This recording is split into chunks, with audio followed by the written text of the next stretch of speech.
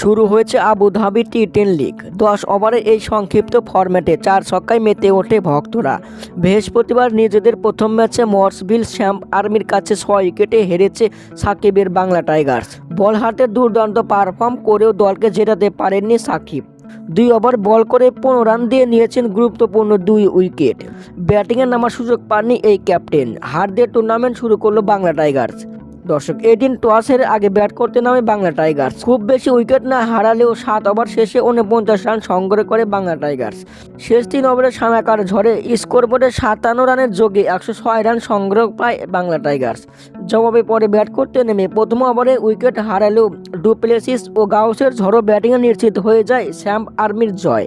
শেষমেশ 4 উইকেট হারিয়ে 3 বল হাতে রেখে রান তুলে নেয় মোরসভিল শ্যাম্প আর্মি। দ্বিতীয় ম্যাচে ঘুরে দাঁড়াতে চায় সাকিবের বাংলা টাইগার্স।